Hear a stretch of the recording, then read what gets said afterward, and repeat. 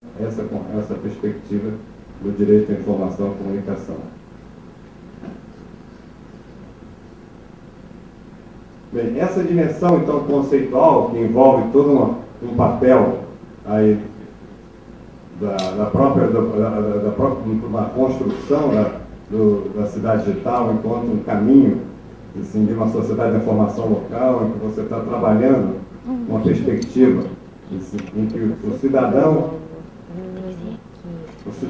esse de alguma forma foi o conceito que a gente trabalhou em Piraí, quer dizer, assim, estamos trabalhando com uma referência de uma cidade real, não estamos falando de uma cybercidade, estamos trabalhando com uma cidade real, assim, no qual se está distrito sede com distritos em que a própria comunidade faz a sua leitura comunitária, identifica, faz um mapa do seu bairro, identifica os problemas do seu bairro e trabalha, inclusive, na própria perspectiva de nominar ruas, assim, um caminho trabalhado dentro do próprio plano diretor. Esse é um pouco alguns dos exemplos de uma possibilidade de você estar trabalhando assim, um processo de controle social utilizando novas tecnologias. Esse caminho envolve também todo um campo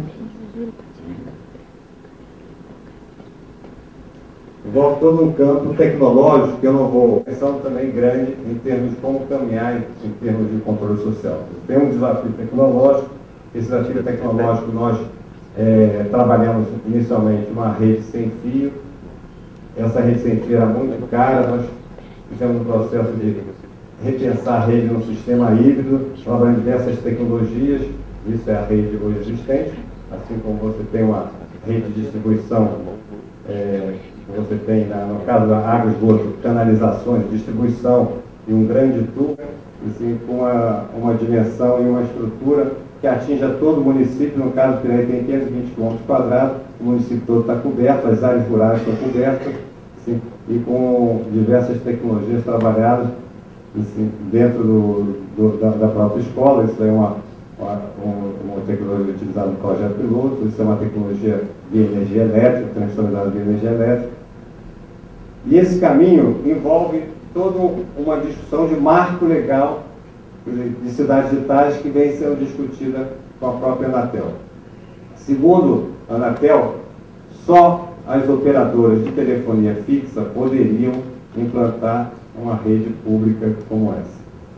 Nós, então, entramos com um pedido de licença da Anatel, solicitando que essa licença que é dada para as operadoras pudesse ser dada por uma prefeitura. E a gente sugeria que fosse criada, assim como se tem uma tarifa de água, uma tarifa de acesso à internet, e de condições de sustentabilidade ao próprio projeto.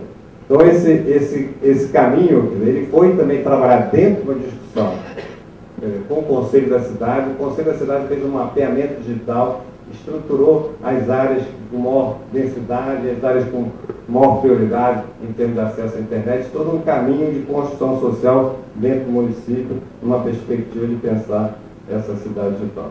Então, essa dimensão, em termos institucional, conceitual, tecnológica, ela permitiu que se construísse essa infraestrutura, que na verdade é uma base, é um suporte, que por aí passe todo um conjunto de serviços e toda uma possibilidade de construção social a partir de diversas formas de controle que a sociedade possa construir. Tem toda uma história do controle social que a gente tem uma referência grande em termos de orçamento participativo, se deve externalizar ou não.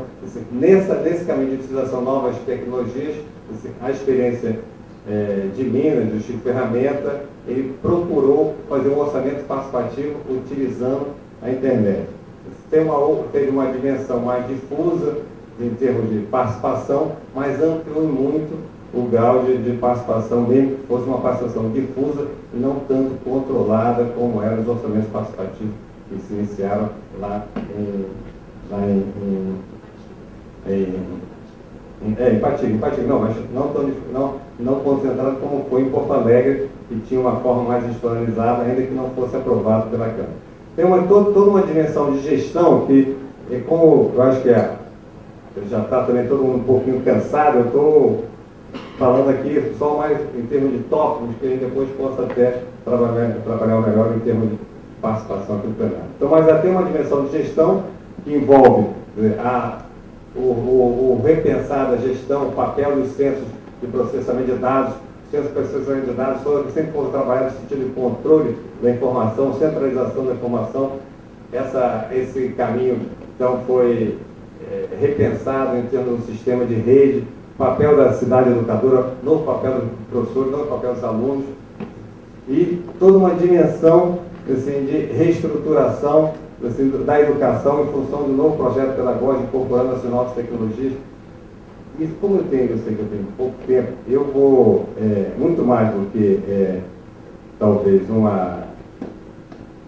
fazer toda uma exposição do que eu poderia ter aqui, eu queria passar um vídeo. Não sei se eu tenho som, tem som aí? Tem som. Tem som? Por aí, não vai? Só você mexer. É só botar ali no meio. Um caminho de uma dimensão educacional, de pensar uma cidade educadora, como é que você repensa o tempo integral, não concentrado na escola, o novo papel do professor, o novo papel do aluno, professor aprendiz, aluno tutor, aluno autor, tem todo esse caminho. Mas o que me parece que nessa discussão, em termos de controle social, é fundamental pensar uma cultura de gestão pública. E nessa construção, a gente trabalhou muito essa cultura de gestão pública. Né? Então, queria ver se...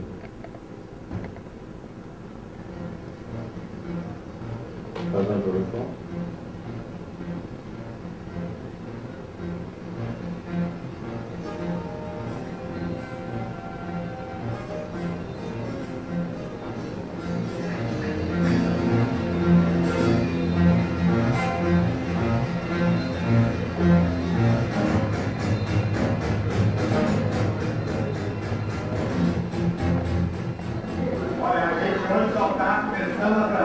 Essa chegada dos computadores para todos os alunos numa escola. Os computadores chegaram na escola, no processo de aprendizado, em sala de aula. Os computadores, sala de vocês já tem que fazer reunião com os pais, para explicar para vocês como é que vai funcionar essa chegada do computador, então hoje é só uma apresentação.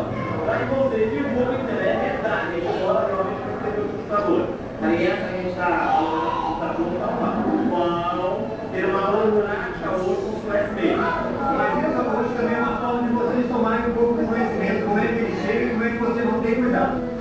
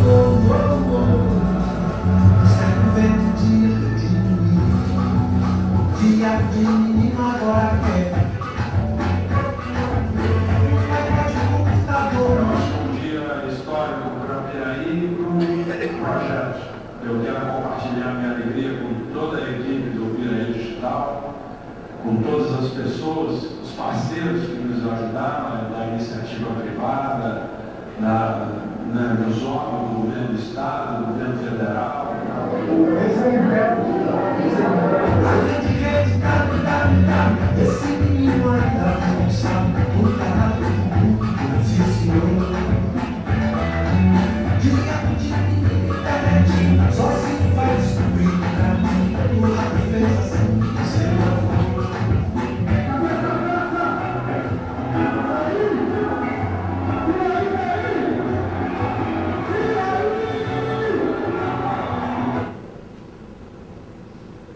Bem, é um pouco dessa experiência, e eu acho que não posso me alongar mais, mas de qualquer maneira, assim, tem todo o caminho de construção de redes sociais, utilizando novas tecnologias, que poderia ser trabalhado também na perspectiva de controle social de campo. Obrigado, professor Pimpinho. Então, eu tenho uma participação especial, Bel Calhari, que vai falar sobre a experiência aqui de Campos em relação à rede blog. E seja luz, tá vendo? 5 minutos lápis também. Quanto mais perto, menos tempo. Você daqui. Não, é ao lado da Norte, do lado da UEF, então é que... Boa noite a todos. Gostaria de cumprimentar o professor Hamilton pelo convite, agradecer muito essa oportunidade de poder falar de controle social, aplicação do blog, que eu acho uma ferramenta fantástica. Bom, eu fiz uma postagem no blog e que explicava um pouco seus conceitos, a sua aplicação, como ele funciona. Eu vou ler para a conveniência, pelo tempo que eu requisito. Os blogs são páginas da internet, aqui eu estou definindo um conceito de conteúdo variado, que seus autores criam para, entre outras coisas, informar, entreter e educar os seus leitores. Em Campos, temos blogs que tratam dos mais diferentes assuntos: política, sociologia, educação, filosofia, economia, direito, que é o meu caso. Para quem não sabe, eu sou advogado público de uma fundação pública e me dedico ultimamente a blogar, a fiscalizar os atos do poder público através do blog.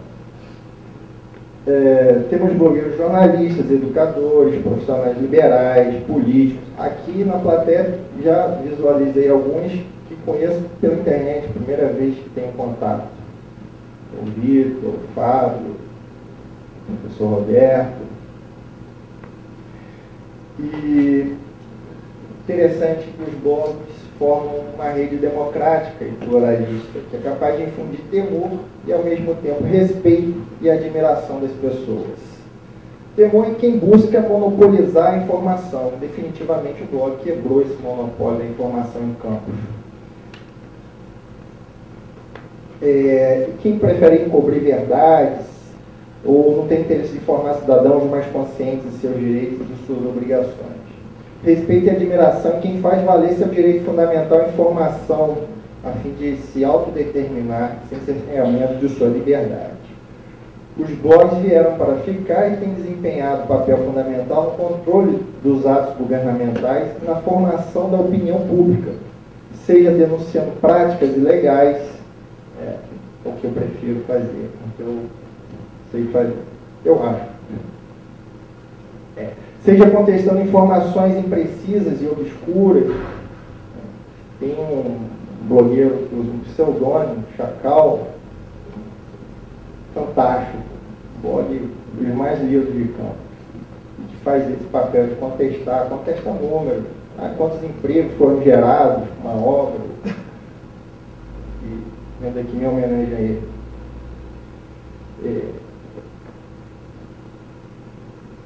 Seja denunciando práticas ilegais, seja contestando informações imprecisas e obscuras, seja veiculando reclamação dos leitores contra a gestão pública, sem prescindir do contraditório em qualquer caso.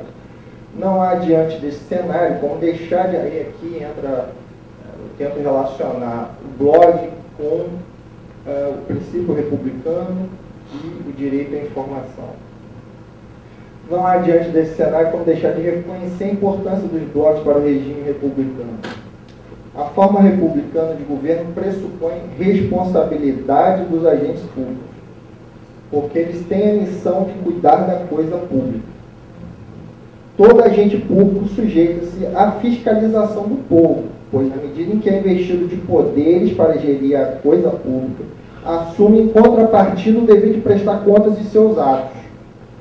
É pela liberdade de informação e pela publicidade irrestrita dos atos de governo, como bem disse Geraldo Ataliba, grande jurista falecido, que se garante a fiscalização sobre os governantes e, consequentemente, viabiliza-se sua responsabilização, ainda que por meio do voto. E expôs a importância dos blogs para a efetivação desse direito fundamental. A informação é um direito fundamental, mas ele não é um fim em si mesmo. Esse direito deve ser destinado à educação. A educação tem um papel fundamental na formação de indivíduos comprometidos com a coisa pública. Queiram fiscalizar. Tenho aqui algumas pesquisas que apontam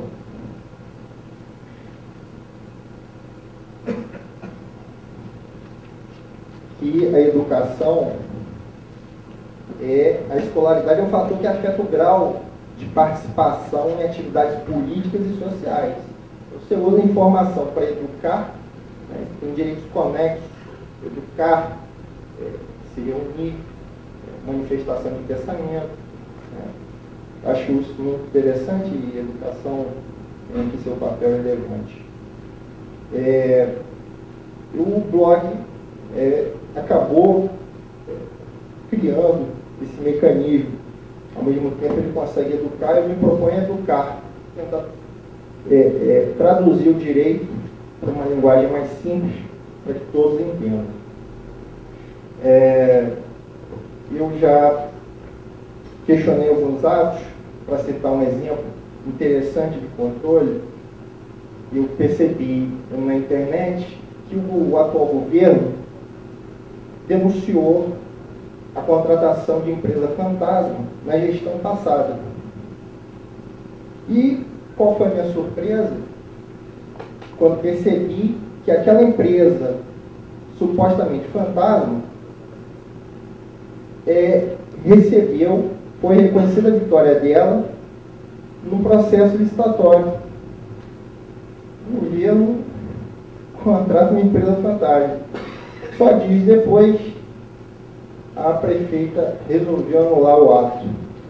Essa é uma outra contribuição que eu acho que foi relevante no processo eleitoral. Começou muito antes, né?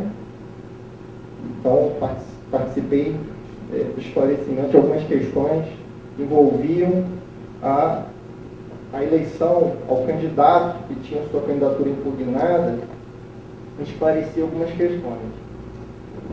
E, para destacar essa importância da informação, eu colhi um texto do professor Paulo Bonavides, um constitucionalista fantástico, cientista político, deve ser conhecido do professor Ramil. E gostaria de citar para vocês.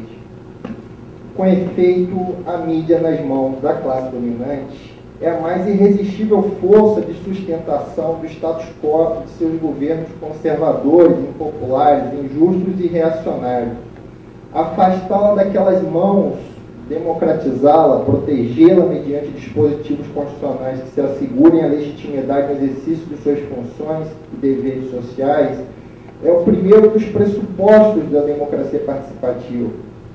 Em verdade, valendo-se da mídia domesticada, da mídia submissa, da mídia estipendiada, o poder executivo corrompe a democracia representativa e corromperá com muito mais intensidade e disfarçatez a democracia participativa e seus mecanismos plebiscitários.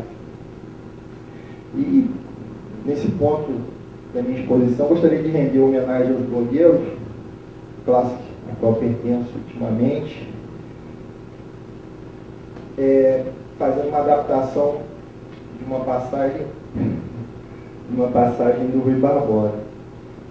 Dizia Rui, e aqui já estou adaptando, nos países onde o parlamento representa mal a nação, o teclado do blogueiro vale mais do que a eloquência do orador. Isso eu acho fantástico.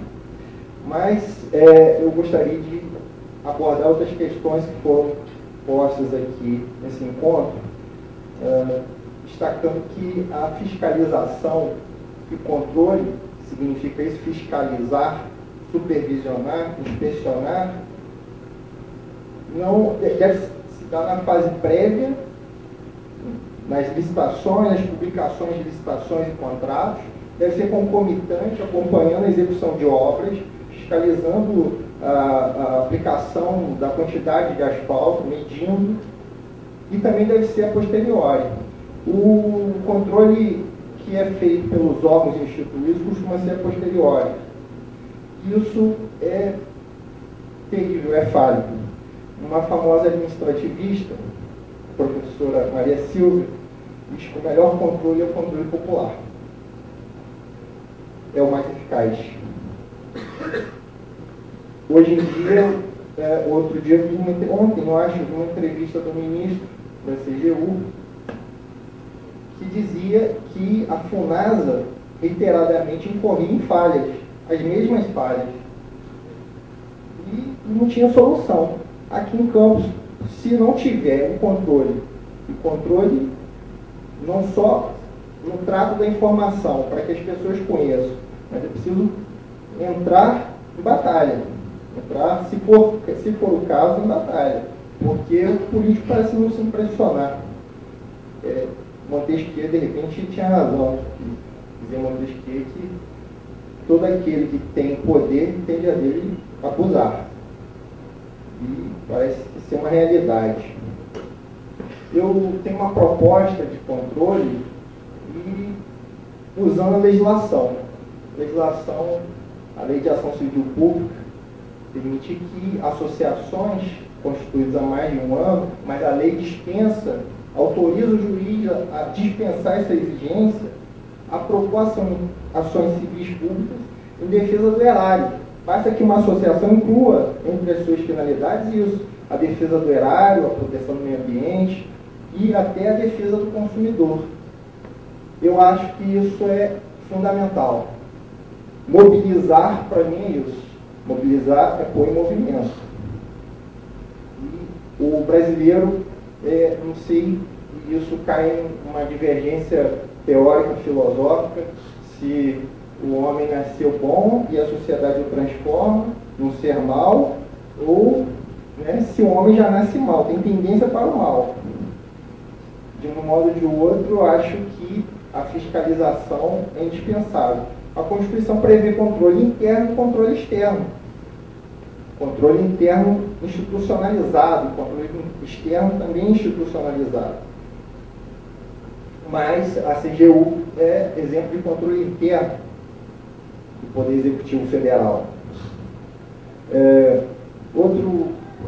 Outra abordagem agora com relação ao royalties, o royalties também já tratei no blog.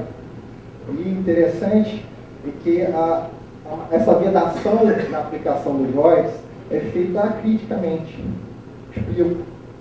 O Supremo, quando julgou a questão da competência para fiscalizar os royalties, considerou, a ministra Ellen Grace entendia em princípio que a competência para fiscalização dos royalties seria da União, justamente por ser o petróleo um bem público da União.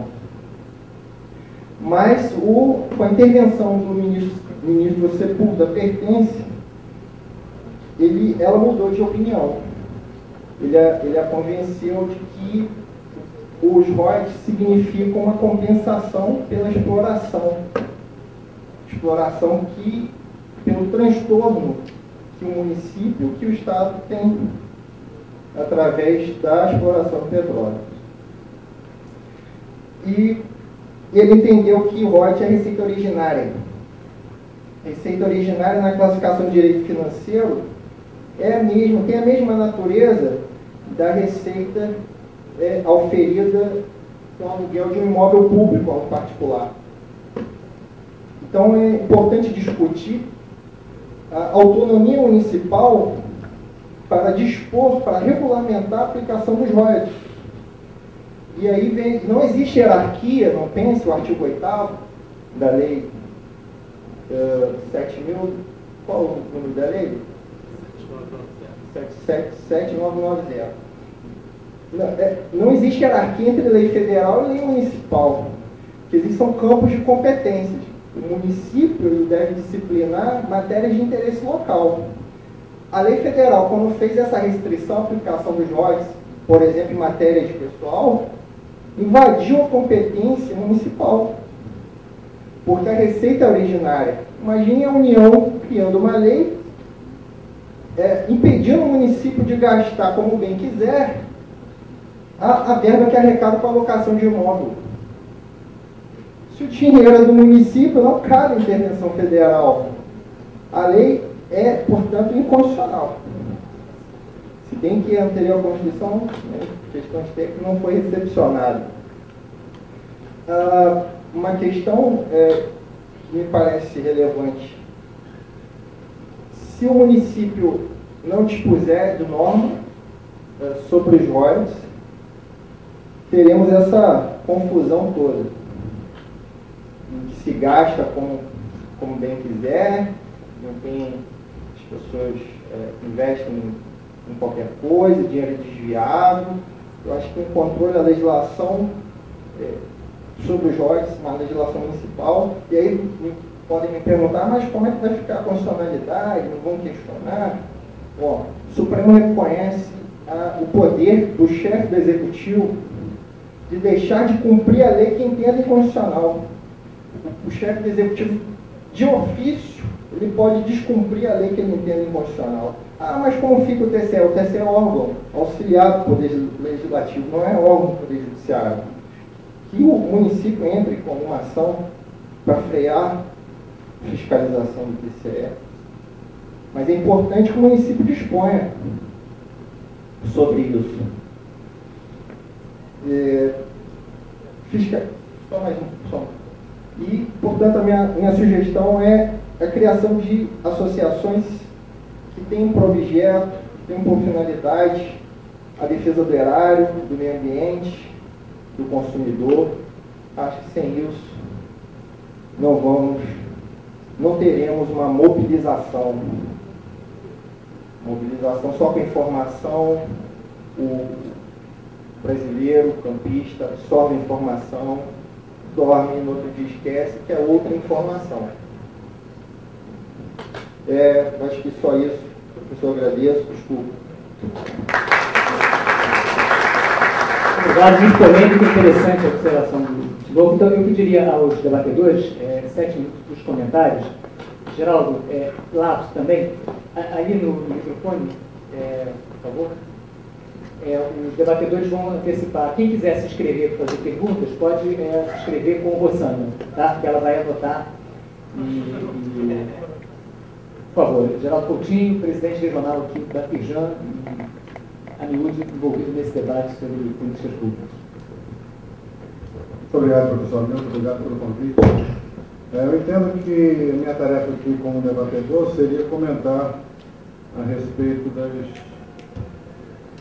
intervenções que foram feitas até agora pelos palestrantes que me antecederam, e eu tenho certeza, professor, que eu teria vários pontos para grifar e até mesmo para aprofundar nos comentários, tanto na primeira intervenção do Elinho, até lembrando que ele trouxe aqui a memória nossa, uma experiência que tivemos com o planejamento estratégico, com o Frank e várias outras pessoas que foram aqui.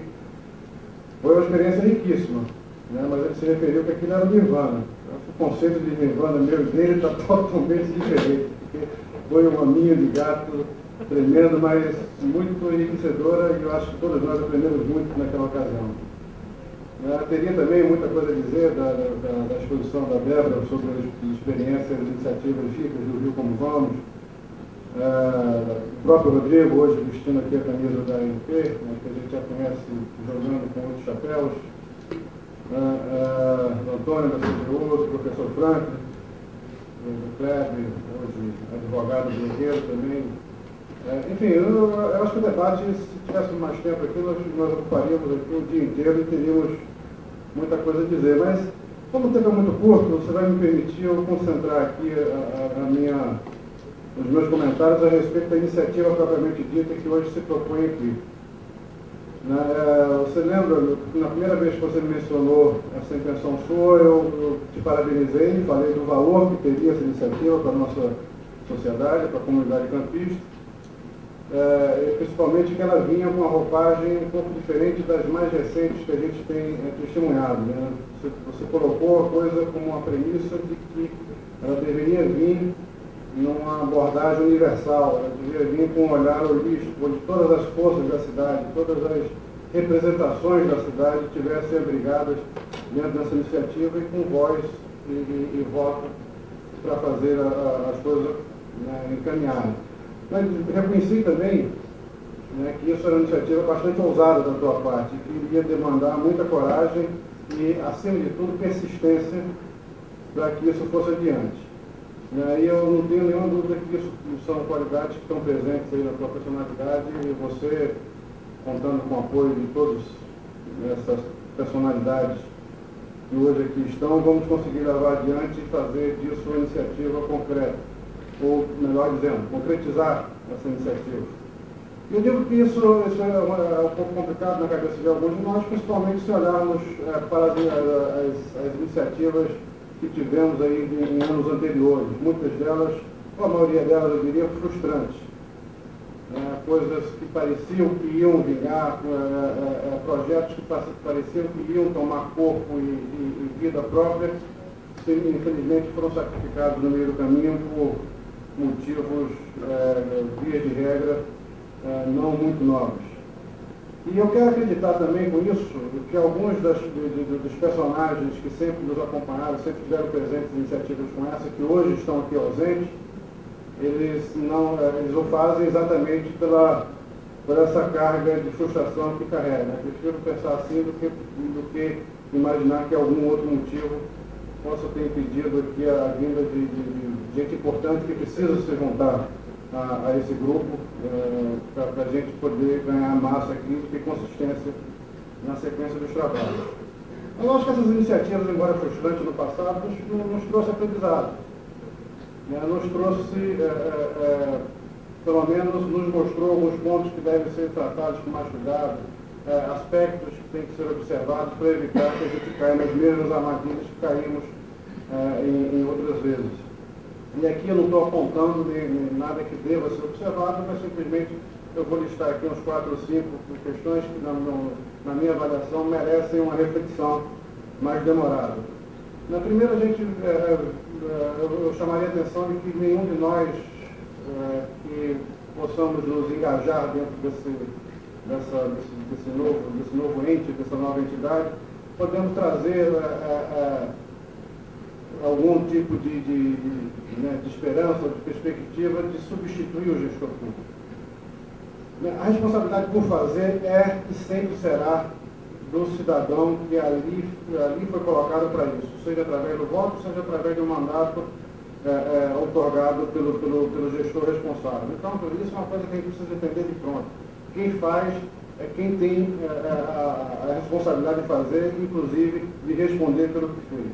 A nossa função, a nossa ação, ela se dá em outro campo.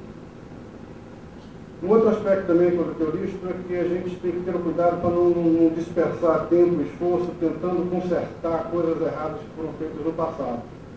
Isso é muito comum. Quando a gente abre um debate sobre a nossa cidade, via de regra, sempre tem um colega, um companheiro que levanta queixas sobre coisas que foram feitas no passado até remoto, querendo adotar medidas e ações para mitigar aquilo que já foi absorvido, já foi feito lá atrás. Isso contamina a discussão de quem quer andar para frente, quem quer ter postura de propor novos caminhos. Então, eu acho que um pouco disso, eu acho que a sociedade campista como um todo deveria fazer essa reflexão e tanto quanto possível, fazer as pazes com o passado da nossa cidade. Porque o que a gente vê aqui é muito conflito, ou muita visão conflituosa a respeito da história da nossa cidade, que é muito rica e cheia de mazelas e cheia de características que não poderiam jamais ser reproduzidas hoje, como é a história de toda e qualquer cidade do mundo. Temos também que, acho que, trazer para essas reflexões a consciência, ou como premissa, de que todas as soluções a serem empregadas elas serão tão mais consistentes quanto mais aberto e profundo for o debate que antecede a proposta. Né? Isso também é uma coisa que parece simples, mas não é. Né? Nós temos que abrir espaço para todos os tipos de matizes dentro de uma discussão de algum tipo de problema que a gente eleja para discutir, ou que a gente esteja se deparando no nosso cotidiano. Eu acho que o debate, mesmo que seja quente, mesmo que seja até conflituoso, ele é positivo, porque se for tratado com inteligência, até mesmo esses conflitos são capazes de gerar soluções muito mais imaginativas do que a gente imagina. E nós temos assistido isso em experiências outras. E também um outro aspecto aqui, que pode parecer trivial, mas não é. Nós temos que trazer para as mesas, os grupos que foram formados, todo o desprendimento e totalmente despido de qualquer tipo de ideário mais radical, mais fechado. A gente não é através das bandeiras de esse ou daquele grupo, seja por parte dos empresários, dos grupos de produtores, por parte do grupo de profissionais, ou por parte de grupos de políticos, não é querendo fazer valer o seu rol de premissas, de princípios, que nós vamos gerar consenso, e sem o consenso eu acho que é melhor a gente nem começar. Se a gente não trabalhar com a perspectiva do consenso, se a gente não trabalhar com a expectativa de que o consenso é possível e alcançável, eu acho que é melhor economizarmos o tempo de todos nós e cada um então age como tem agido até então. E tudo isso nos faz desembocar num desafio abissal, que, para não entrar muito aqui em detalhes e tomar tempo, eu reduziria ao maior desafio de todos, que já foi mencionado aqui várias vezes, é a mobilização. O que fazer para aglutinar todas essas inteligências que temos disponíveis e interessadas no bem da cidade, todas essas pessoas que sonham com a campus melhor? É complicado. Temos que colocar, eu acho que o primeiro alvo de debate nosso tem que ser a estruturação de mobilização e de amálgama, de tornar esse grupo coeso de uma forma mais permanente. Que isso não signifique uma iniciativa de 3, 4, 5, 6 meses que seja. Ela tem que ter um horizonte permanente. E nessa mobilização, acho que é muito importante a gente entender a forma adequada de se divulgar as propostas, os propósitos, pelo menos, desse grupo. E aí, nessa divulgação, nesses cuidados para a divulgação, inexoravelmente, nós vamos ter que estar sempre obedientes às expectativas que hoje habitam o imaginário do cidadão campista e às suas perspectivas, e a sua percepção de qual é o diagnóstico hoje que se apresenta para a nossa cidade. E junto com isso também, eu acho que é uma coisa interessante para debate, que a gente precisa desde já, porque toda vez que a gente falar em planejar a cidade, toda vez que a gente vai falar em futuro, nós vamos estar sempre falando em desenvolvimento. Então, era bom a gente homogeneizar a linguagem ou o nosso entendimento a respeito do que é desenvolvimento. E aí eu não estou nem entrando na questão do sustentável, porque eu acho que isso é coisa já superada. Desenvolvimento, ponto. Não existe se não for sustentável. Né? Por que eu digo que precisa homogeneizar? Porque é a história da percepção. Né? Os desenvolvimentos você pode ser explicado por economista com índices de GPDI, Risco Brasil, PIB, Prime Rate, enfim, você faz uma salada de números e explica que o país está se desenvolvendo ou não está. Isso não interessa para o cidadão. Isso não é captado, não é percebido por ele. É como eu digo, desenvolvimento para o empresário, quando o faturamento dele cresce de um ano para o outro. Desenvolvimento para quem está empregado é quando o salário dele sobe além daquilo que é a reposição do aumento de impostos. Desenvolvimento para o desempregado é quando ele consegue emprego, isso ele está desenvolvendo. Desenvolvimento para o usuário da cidade é quando o equipamento público está gerando mais conforto dia a dia que passa, e não o contrário. Então, a questão do bem comunicar. Nós precisamos todos estar falando a mesma linguagem quando nos referimos ao que é desenvolvimento, para não gerar ruído nessa questão que é de fundamental importância. E para terminar, imagino que o meu tempo esteja sido esgotando, sem querer aqui ser prepotente, né, como campista, né, mas pedindo desculpa a todos que nos visitam aí, que vieram de fora com experiências riquíssimas, muito mais avançadas do que qualquer iniciativa nossa aqui, mas eu diria que Campos hoje é a cidade que está mais necessitada e que tem um maior grau de oportunidade para iniciativa como essa do que qualquer outra cidade do Brasil. Muito mais do que o Rio de Janeiro, muito mais do que Curitiba, muito mais do que qualquer outra cidade. Aqui onde se tiver uma iniciativa dessa, ela é necessária, oportuna e não é sem tempo. Isso devia ter acontecido lá atrás. E para explicar, muito rápido, por que eu vejo dessa forma, eu lembraria só aos colegas Pinheiro, que em 98 foi ontem. 10 anos se passaram, mas foi ontem em termos de história. Nós tínhamos em Campos um orçamento público da ordem de 130 milhões de reais. 130 milhões de reais, onde 115 milhões de reais eram comprometidos com o funcionamento da estrutura pública. E restavam 15 milhões de reais para que o prefeito da ocasião pudesse fazer seus planos de investimento. O ano passado, o orçamento da nossa cidade chegou a 1 bilhão e 200 milhões de reais, coisa próxima disso. Nossa cidade não cresceu tanto nos 10 anos para cá.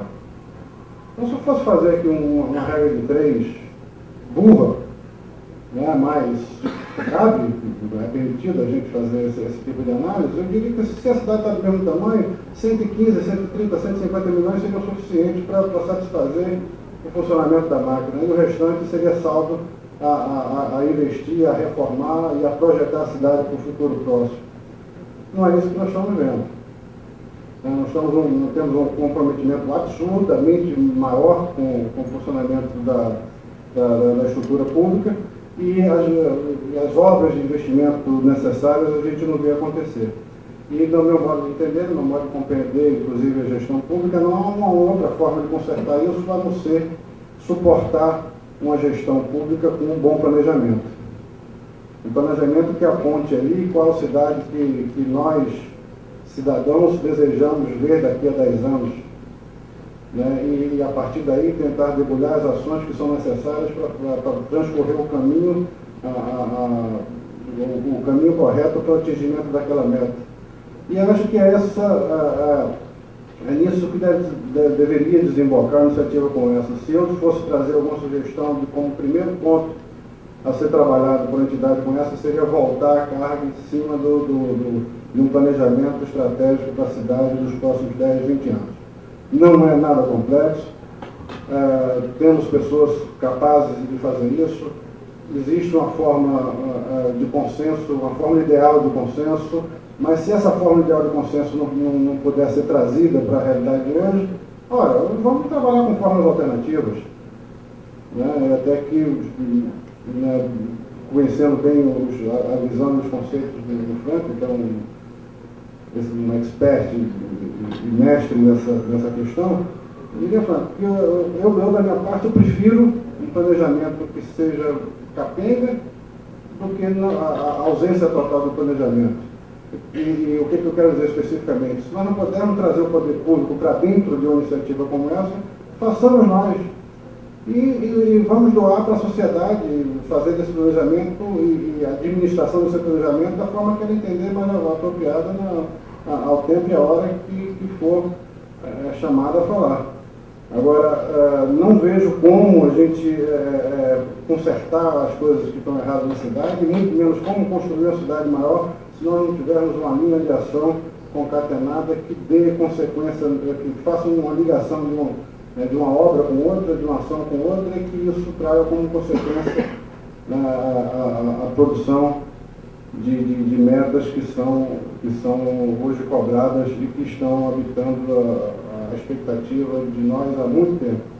Então eu temo que sem essa ferramenta, sem esse instrumento, até mesmo as cobranças que a gente possa vir a fazer, elas serão um pouco meio faroeste, serão meio a atirar no alvo que se move naquele instante. E eu não vejo que isso seja a forma mais produtiva de a gente conduzir o destino da nossa cidade. Sucesso para você, o que depender da gente, conte comigo. Um abraço. Obrigado, Geraldo. O professor Fábio Pereira, por favor, mesmo 7 minutos lápis. Professor Fábio, a pergunta 7. Diretor,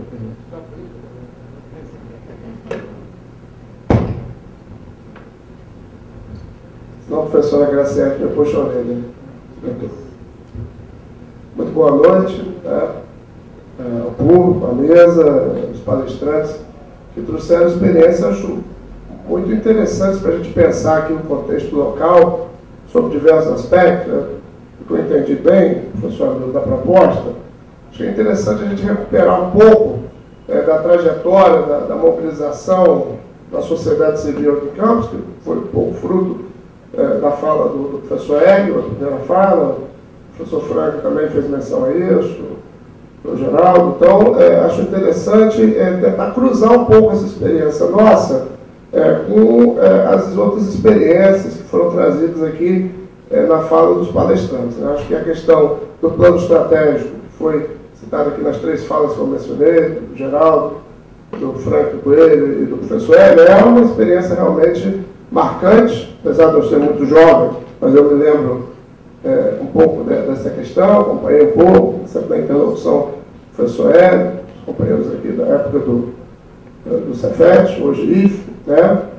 Mas tem um momento posterior também, que é muito interessante, quando se insere alguma coisa que possa se parecer com algum tipo de controle social, e nós temos muita precariedade, apesar da mobilização que já se construiu nesses momentos, mas no período de 2001 a 2003, surgiu meio que uma novidade aqui, e é justamente o período que o Geraldo mencionou do grande avanço, crescimento do orçamento, começa lá em 94, mas nessa década isso é uma coisa muito expressiva, e surge, até pela questão da legislação, a CGU está aqui também, a questão da obrigatoriedade de audiência pública, né? E aí, eu não sei bem, Hamilton, como é que foi essa pessoa, você chegou a ter algum entendimento com o Poder Executivo, com o secretário de governo, no caso, não sei como que isso prosperou ou não.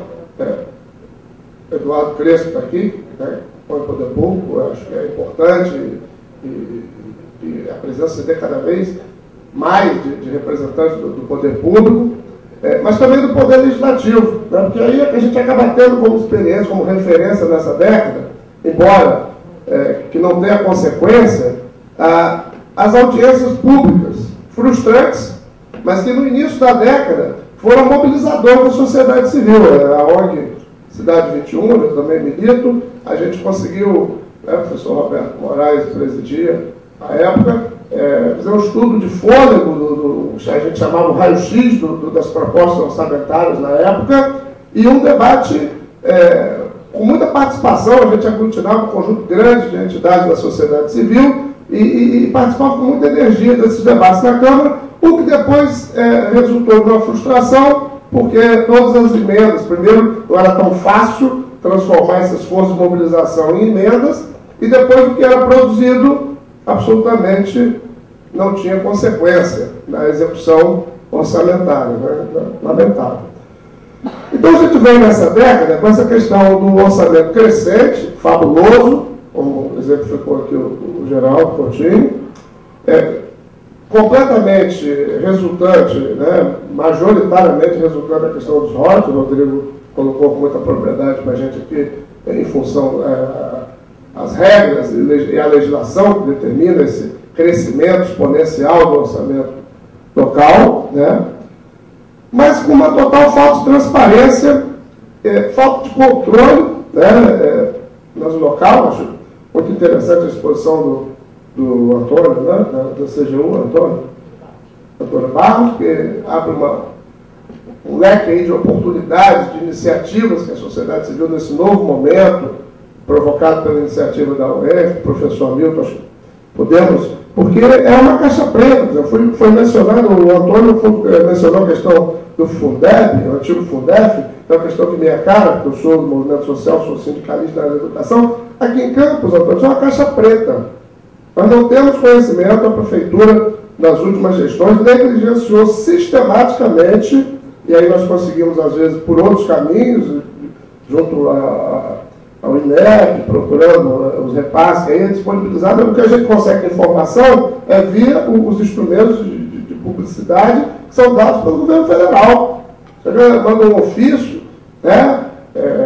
Busca informações junto à Secretaria de Administração, junto à Secretaria de Educação, e isso é negligenciado de uma forma até grosseira, né? Então, a total falta de transparência, a total falta de consequência dos orçamentos, das leis orçamentárias aprovadas, uma ficção, uma peça de ficção, a questão da suplementação de valores absurdos, oportunizando um total descumprimento daquela legislação, efetivamente. E isso tudo a gente já sabe como terminou. Terminou aí, caso de polícia, né? De um ano para cá, isso resultou, não foi tratado oportunamente com controle social, foi tratado pela Polícia Federal, né? Operação Telhado Vidro, foi tratado pela Polícia Civil, agora aí, Operação Alta Tensão. É um problema grave. E aí, o raciocínio que o Geraldo traz mesmo, a total desproporção entre o recurso crescente, o orçamento crescente, e a falta de políticas públicas, a falta de investimentos que justifiquem isso. E aí fica caracterizado o Ministério Público também ativo, além das polícias que eu já citei, na questão da contratação irregular de pessoal, e aí fica claro, nessa questão do pessoal, o descontrole, fica claro o ciclo vicioso. Fica claro a relação indevida e indecente entre o empreguismo irregular, o poder público concentrando uma função de empregador no município de uma forma completamente equivocada, ilegal e irregular, né? E a ausência de cidadania.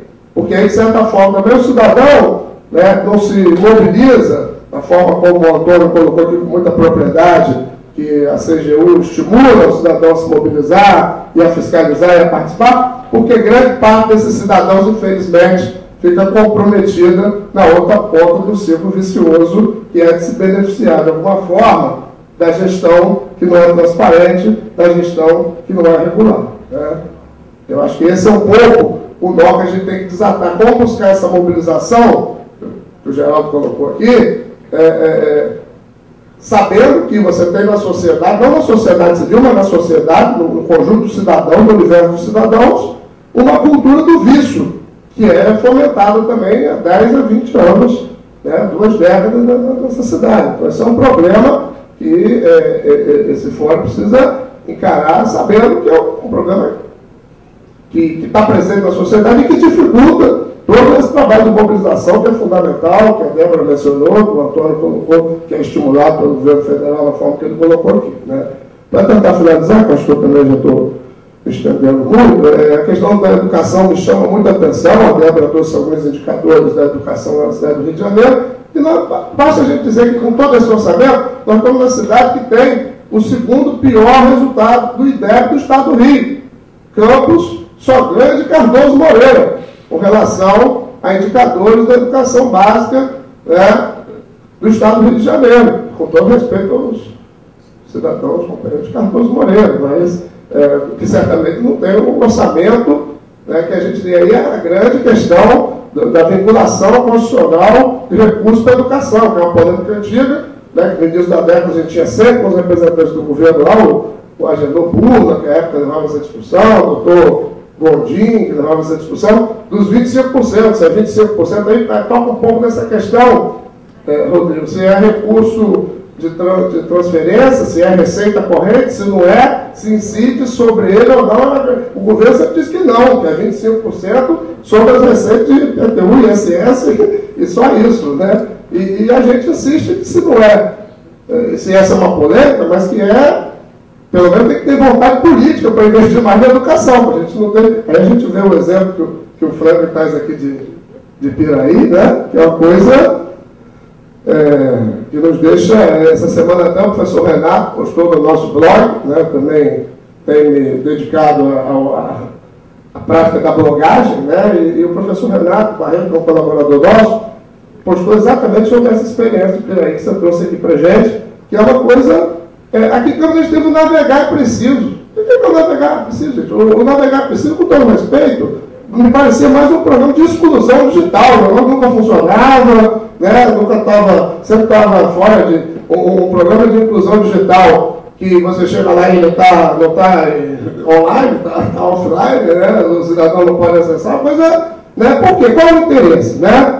A gente teve, a sociedade civil conseguiu promover a nossa ONG Cidade 21, também no início da década, uma experiência piloto muito interessante lá na comunidade da aldeia, que era informática cidadã, mas isso não foi absorvido. Aí o poder público se impressionou, criou o tal do Navegar Preciso, mas o Navegar Preciso, né, nunca navegou, ninguém nunca conseguiu navegar, ou se conseguiu com muita dificuldade, que certamente não era o que se propunha, e certamente os recursos que foram alocados para isso poderiam ter sido feito um trabalho muito mais includente. E aí a gente vê a experiência de Piraí, né, fica pensando onde está a natureza da diferença. E aí, para concluir, acho que essa questão da inclusão, a questão da rede,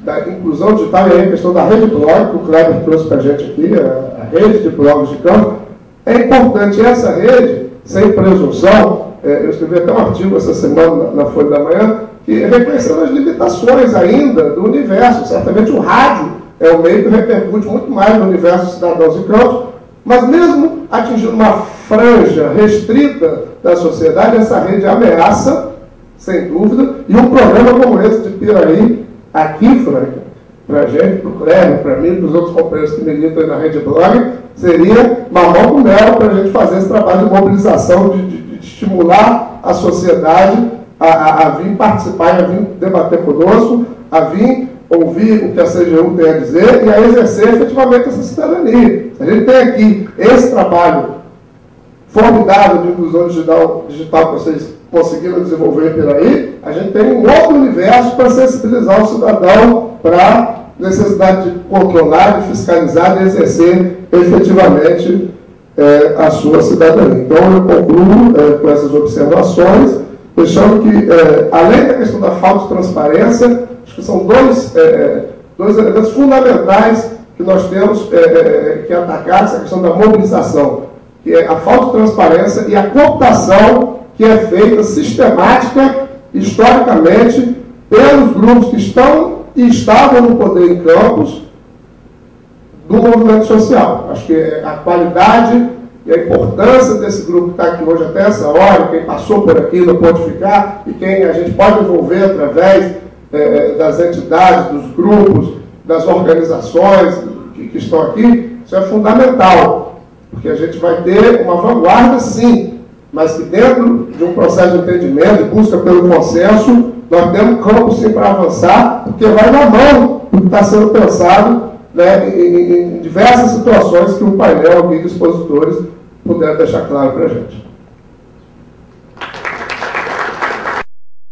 Milton pela iniciativa, a todos os palestrantes, né, fundamental esse momento. Eu acho que é um passo, né, um marco mesmo na história da nossa cidade e com certeza teremos sucesso. Bem, mas eu quero me reportar a Débora, tá?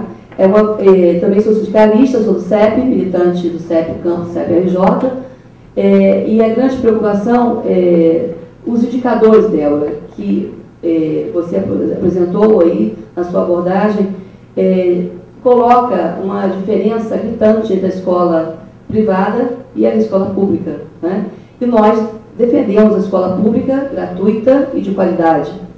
E nesse sentido, será que esses indicadores consideraram também a desigualdade social aprofundada pelo sistema capitalista que está aí, né, cada vez mais perverso, causando maior desigualdade? Se para esses indicadores, se esse fator foi considerado, também se esses parceiros da iniciativa privada foram responsáveis, né, os principais responsáveis pelo levantamento desses indicadores, e também o seguinte, se foi considerada a falta de investimento do Estado na escola pública, porque isso diz respeito à cidade, do município do Rio de Janeiro, mas também a toda a rede estadual e também o município de Campos, né? Falta de investimento na escola pública, e foi também feita uma referência dessa situação pelo professor Fábio Siqueira.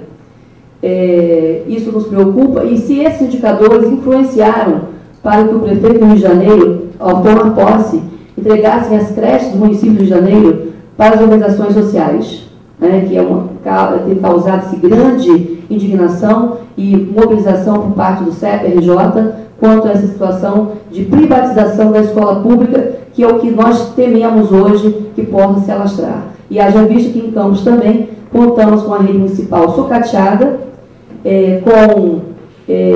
na verdade, priorizando a terceirização.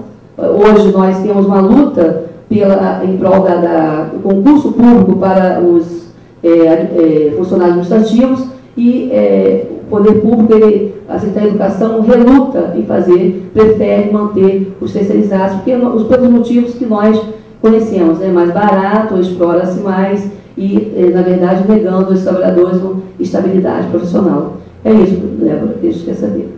Por favor, Douglas e Cláudio. Boa noite a todos os participantes, boa noite à mesa. A minha pergunta é mais uma provocação, né? Já que o tema aqui é controle social.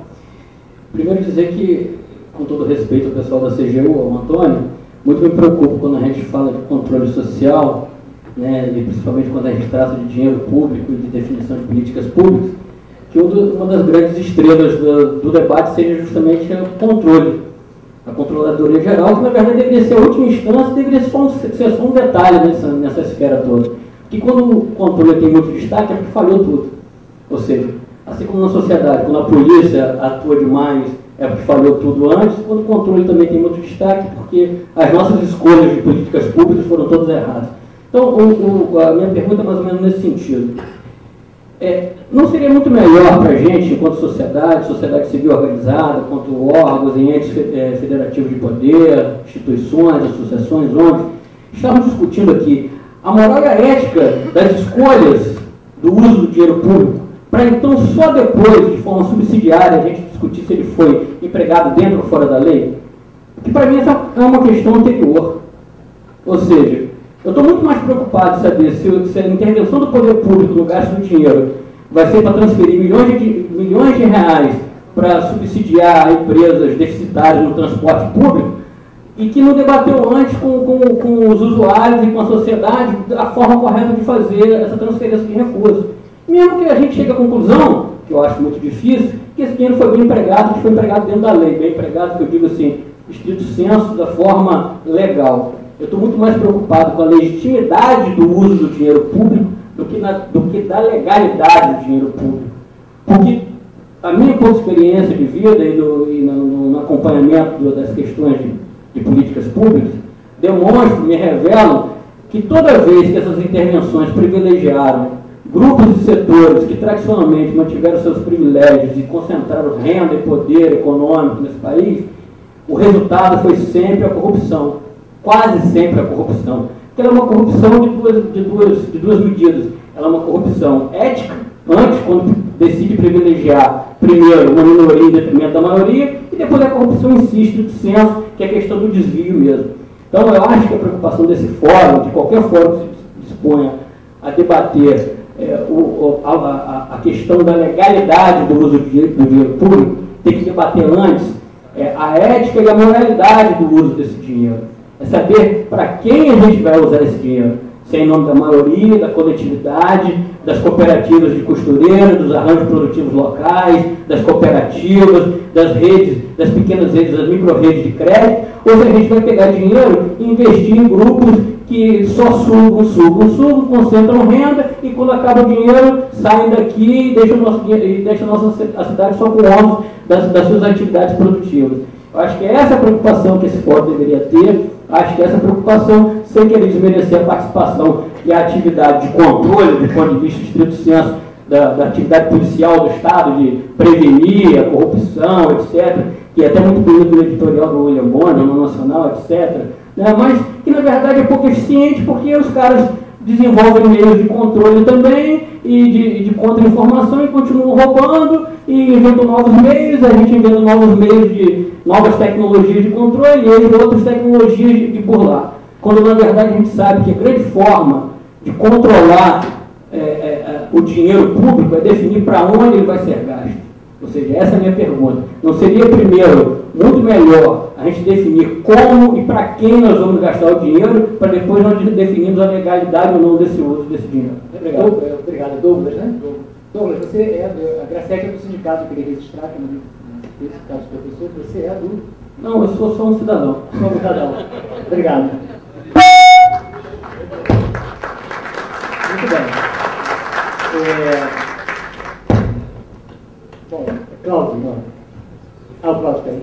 O Cláudio, então, por favor, também se identifica para a gente poder registrar. Meu nome é Cláudio, sou aqui do graduando do Cefet de Geografia, né?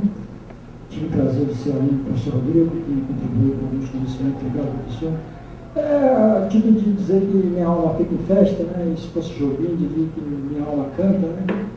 Dizer esse movimento é muito feliz de ter ele na pauta, porque a gente já vem algumas águas, viu muitas águas do Parnaíba passarem aqui. Quer dizer, minha adolescência e minha fase adulta foi toda sob o jugo da ditadura, 14 anos, saí com 39 anos, então eu digo que na democracia eu estou com 18 anos. Então esse movimento que se forma hoje aqui, é um movimento que a gente vai caminhar em direção a uma luta, a experiência se dá assim mesmo.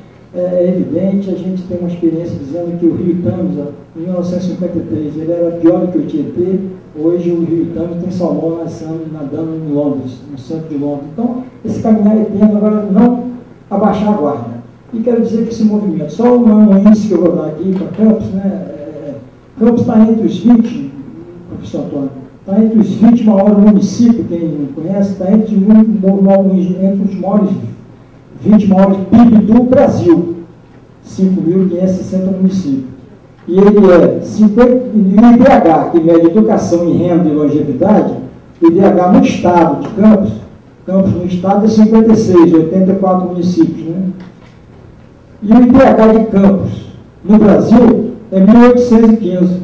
Eu quero saber como fechar essa conta entre os 20 maiores PIB e do Brasil, 1.815 do IDH, que mede educação, renda e longevidade. Se me disse ambiental, né, professor Hermes, está aí muito mais atrás ainda. Muito obrigado, né? Obrigado. Roberto, por favor. A plateia, que ainda é bastante significativa pelo horário, a minha inscrição se deve à companheira Rossana, que insistiu que eu pudesse vir aqui. E hoje quero registrar que o nosso blogueiro jornalista Vitor Menezes está permitindo a um conjunto significativo de pessoas, para além daquelas que estão presentes aqui, acompanhar todas as abordagens que foram feitas pelos componentes da mesa, com postagens online que ele continua a fazer ali no computador dele. Essa pode ser dispensada. Isso mostra a relevância da rede que o Kleber muito bem falou, representando um conjunto expressivo de pessoas que dedicam uma parte do seu tempo a disponibilizar informações e trocar informações e produzir um debate que eu ainda acredito, e eu acho que o Cláudio Paradini lembra bem, eu acho que a gente, apesar dos tombos, existem muitos saltos dados, alguns foram aqui elencados, eu acho que outros haverão de surgir nesse processo. E nessa linha, até muito mais no sentido de tentar ser um pouco propositivo, até porque eu acho que as falas elas já são bastante densas, complementares, tanto a abordagem da mesa como os que aqui debateram, o Fábio, o Geraldo, elas se complementam e são densas no sentido do diagnóstico, da necessidade de uma cidade, da importância de Campos, da relevância do seu orçamento público em relação ao orçamento nacional, do fato dele ter crescido de 30 vezes num período de pouco mais de 10 anos. Torna o caso de Campos único no Senado Nacional. Isso por si só obrigaria a uma cidade que tem uma população e tem uma população estudantil, universitária, pesquisadora, com capacidade de compreender isso, não é crível para nós que a gente não tenha condição de articular e de interferir isso. É natural, e é preciso que a gente compreenda isso, de que os gestores tenham reação a esse processo de controle.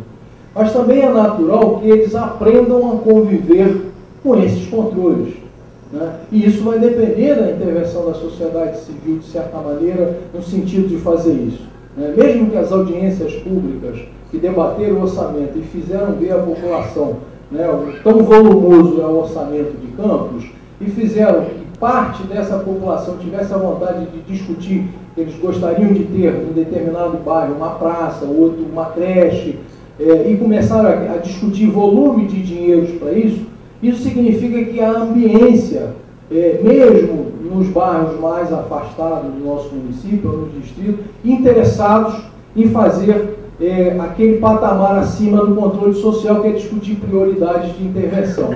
Isso não será possível se não houver um controle social, se não houver uma discussão sobre quanto do dinheiro está indo para o custeio da máquina, quanto do dinheiro está indo para o custeio de pessoal, né, quanto do dinheiro está sendo utilizado em novos investimentos para os tempos atuais e para o tempo futuro. E aí, nesse sentido, eu acho, sendo mais propositivo, eu acho que a mesa, o companheiro Kleber que eu conheci hoje, para a gente ver como é que estava comentando aqui, como é que é interessante essa questão da virtualidade. O Kleber, enquanto blogueiro, conheço há muito tempo e fui conhecer hoje aqui, que ele me cumprimentou quando subiu, quando eu vi as pessoas da mesa, só pode ser o Kleber, e eu não conhecia pessoalmente. Eu acho que pela sua formação, pela sua disposição, é uma pessoa que pode empreender um trabalho de ajudar esse movimento a aglutinar, e eu aqui hoje, na função de ajudar a gestão do IFE, assim como as pessoas que estão representando a universidade, a UENF, são instituições que, na condição de públicas e instituições de ensino, de pesquisa e extensão, ela tem um papel de permitir e de oferecer à sociedade instrumentos para que esse controle possa ser efetivo. Mas ele não poderá ser exercido que não seja por entidades e por pessoas da sociedade civil. Eu acho que a ferramenta da informática, da internet, é algo indispensável nesse sentido, né? E aí eu estou fazendo uma proposta que ainda vai depender de desdobramento, de como vai ser. E hoje vi aqui muitas pessoas que eu não conheço, isso não era comum em movimentos desse tipo, até porque eu participei de muitas audiências públicas, as pessoas, de uma forma geral, eram conhecidas visualmente. Isso significa que a penetração e interesse do tema para ser ampliado e para gerar uma participação mais ampla, para além de Campos, né? Veja aqui o Martinho de Macaé, e na Rede Blog vi pessoas, por exemplo, de outros municípios da região noroeste, de Miracema, interessadas em participar disso. Então, acho que a gente tem uma perspectiva interessante, e que o nível de organização de algumas pessoas da sociedade civil para o pós-conferência é importante no sentido de dar esse passo. E mais ainda, eu vou terminar porque eu vou passar para o Luiz Eduardo, e eu acho que é uma pessoa que está ocupando o cargo, eu não poderia, seria injusto fazer distinção entre um e outro, mas o Luiz Eduardo é uma pessoa que vem da academia, tem curso, tem um doutorado na área, é hoje o presidente do Fundecam, né, na condição de secretário, de secretário do município, tem uma responsabilidade enquanto gestor público. Estar aqui desde o início e participar do debate demonstra que a gente tem possibilidades de fazer com que o poder público, em diferentes esferas, com diferentes pessoas, até porque isso é uma demonstração que não existiu pelo menos a meu juízo, uma determinação governamental de que os secretários estavam impedidos de participar desse debate.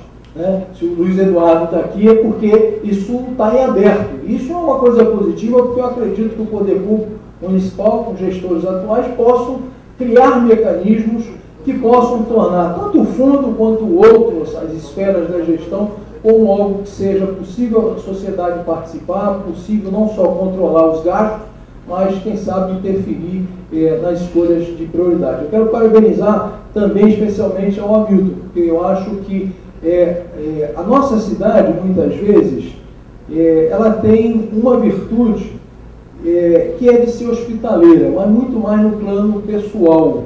Eu identifico que a gente não tem um atributo, e talvez fosse exigir demais, de ser hospitaleiro nas competências das pessoas que recebem. E esse é um aprendizado que nós deveríamos tentar empreender, no sentido de que a nossa cidade tem recebido muitas pessoas bem intencionadas, interessadas em participar da sua vida comunitária, de oferecer gestões, e eu particularmente tenho conhecido muitas dessas pessoas. Eu acho que a Mills se insere nesse debate de uma maneira bastante interessante e que eu acho que isso pode produzir resultados que todos nós almejamos. Parabéns por esse esforço. Obrigado. Bom, o Eduardo está... O Eduardo Crespo já está apresentado. Boa noite a todos. Eu, na condição de presidente do Fundecam, vim aqui espontaneamente. Não estou aqui de maneira alguma posicionando como governo, mas me sinto muito tranquilo, tenho muita vontade para trocar algumas ideias e, ao mesmo tempo, enaltecer algumas ideias que foram colocadas aqui, que eu achei muito interessante. Aproveitando as últimas palavras aqui do Roberto, eu acho que realmente a gente precisa abrir os olhos e perceber que todos nós queremos o melhor para nós. E que o governo, hoje eu tenho uma experiência recente, porque eu nunca participei desse tipo de trabalho público, o governo, ele entende, como eu vejo, que nós temos vontade política de desenvolver e temos recursos satisfatórios. E que nós precisamos fazer as coisas acontecer. Só que para fazer as coisas acontecer, tem um outro processo. Não é tão simples assim, que alguns acham que seja, que só com dinheiro se resolve.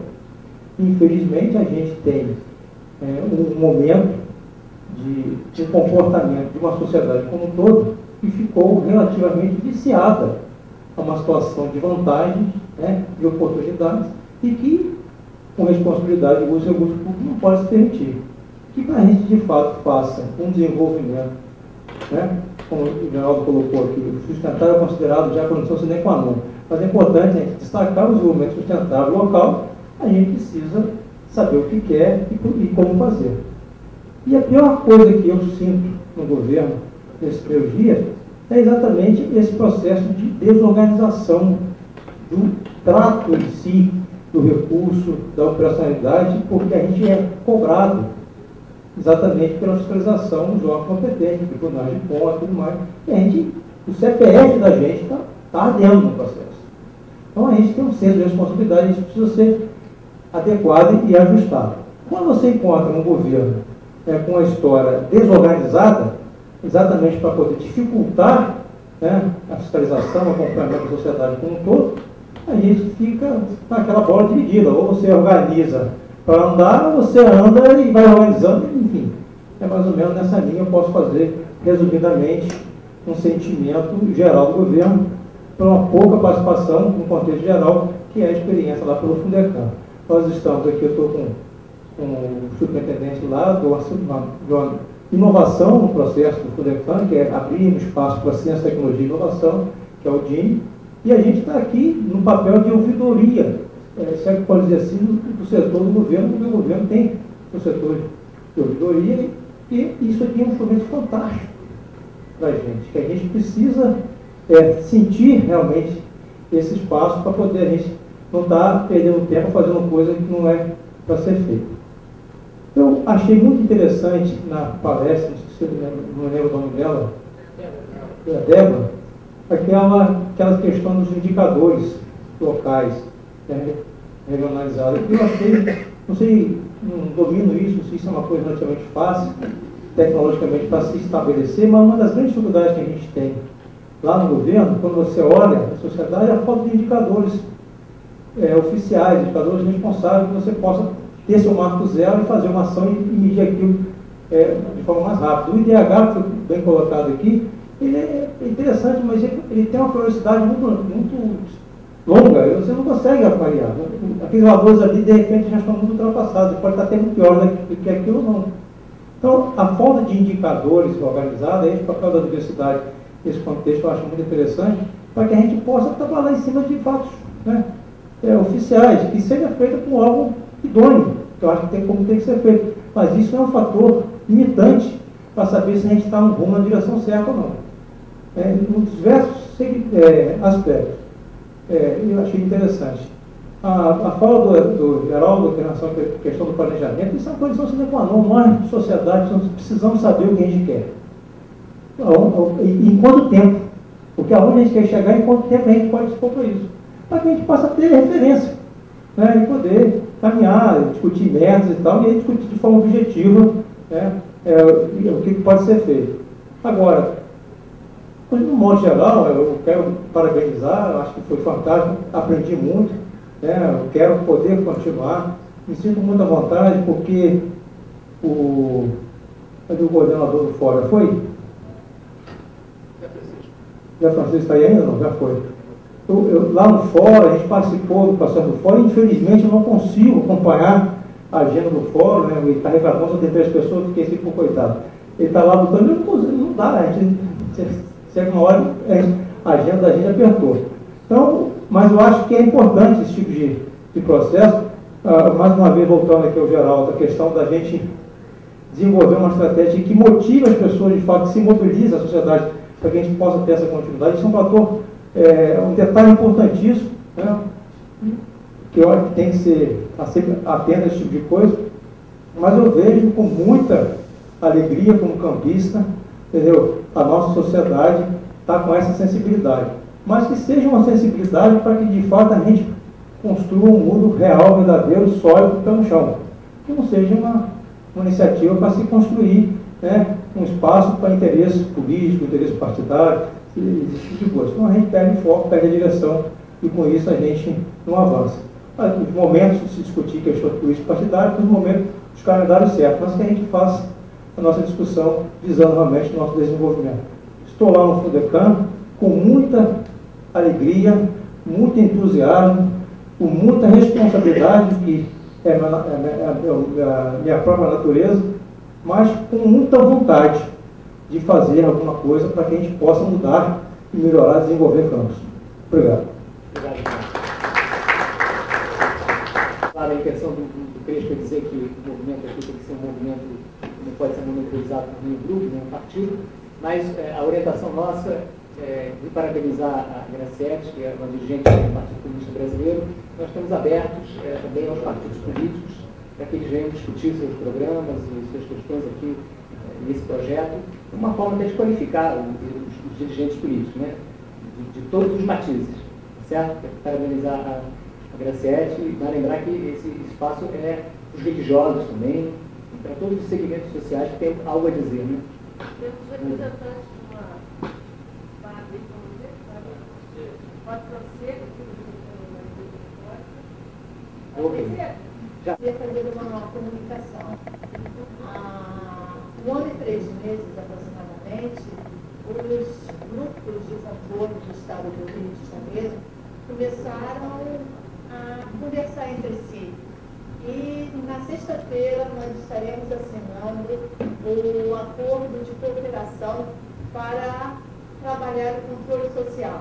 Então nós estaremos abertos para fazer treinamentos de órgãos de controle que tenham esse objetivo. Então, quem quiser ser treinado, precisar, somos atualmente uns 15 órgãos, eu acho, a Controladoria Geral da União, a Universidade do Estado do Rio de Janeiro, no Rio, o Tribunal de Contas da União, a Secretaria Estadual de Fazenda, a Secretaria Estadual de Educação, o Tribunal de Contas do Município, o Tribunal de Contas do Estado, a Procuradoria da Fazenda Nacional, o Ministério Público Federal, entre outros, tá? Eu não lembro agora todos os nomes, mas dia 26, às 2 horas da tarde, será assinado no auditório do Ministério da Fazenda, no Rio de Janeiro, no 13º andar, o acordo de cooperação técnica. Já no sábado, nós estamos fazendo o primeiro treinamento dos observatórios sociais que estão sendo montados no estado do Rio de Janeiro. Nós já estamos com o observatório de Niterói, o de Friburgo e o de Cabo Frio em fase de implantação. Tá? Então, estão convidados todos a participar. Obrigado, Rodrigo. Bom, para a mesa é fazer as suas considerações. Vamos fazer então um caminho inverso, Franklin, por favor.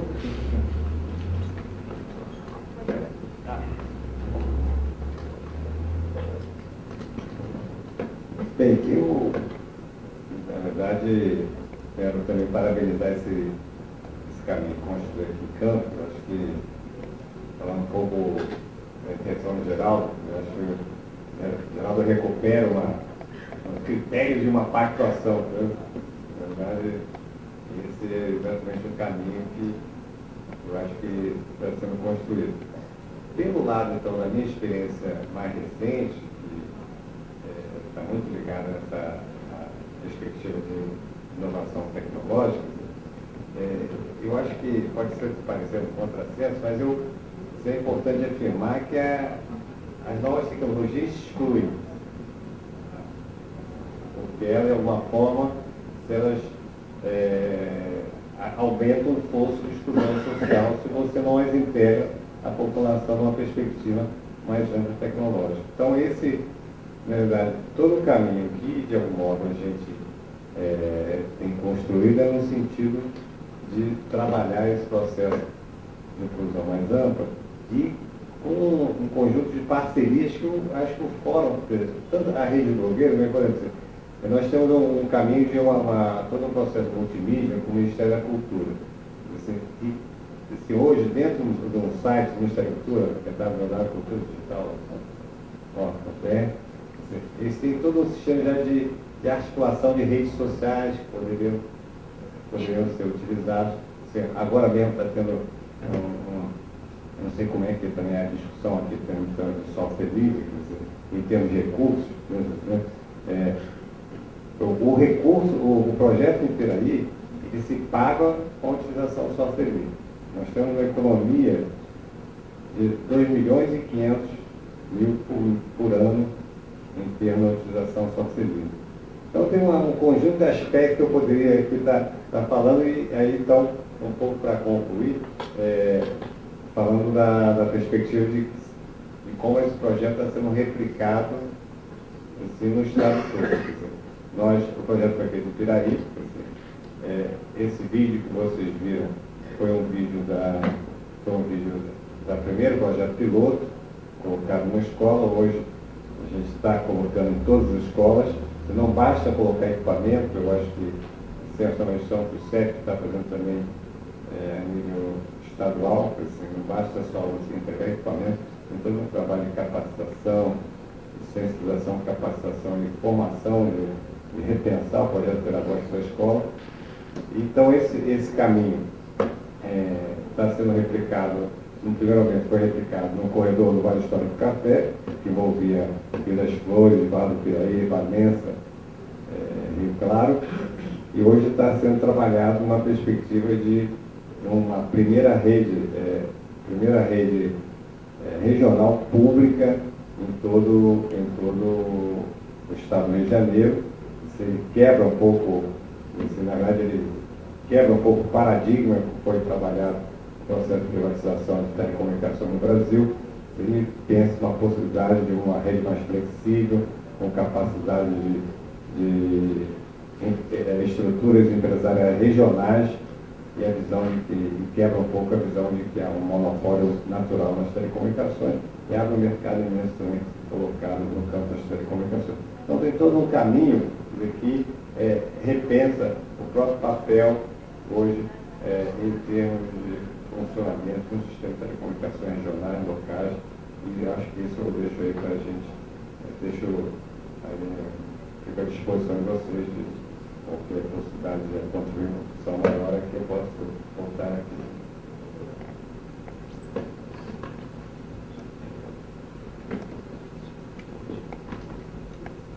Realmente agradecer, tanto pelo convite como pela receptividade dessas pessoas que estão aqui, mas em geral da população de campo, apesar de dizer que ser breve, e só dividir esses últimos 3 minutos em 2 assuntos. O primeiro para comentar a participação do Douglas. Eu concordo, Douglas, eu concordo bastante com você. Eu acho que o destaque que a gente tem hoje em dia como órgão de controle, ele é indevido, ele é sintoma. A sociedade está doente. A gente não teria na execução, principalmente na divulgação do nosso trabalho, da repercussão que a gente tem, se isso não fosse um problema. É realmente um problema. Mas, por outro lado, eu poderia dizer que essa repercussão também indica, eu não tenho uma formação acadêmica na área de comunicação, mas indica que a coisa lá está muito boa. Então, para que se mobilizar para tal?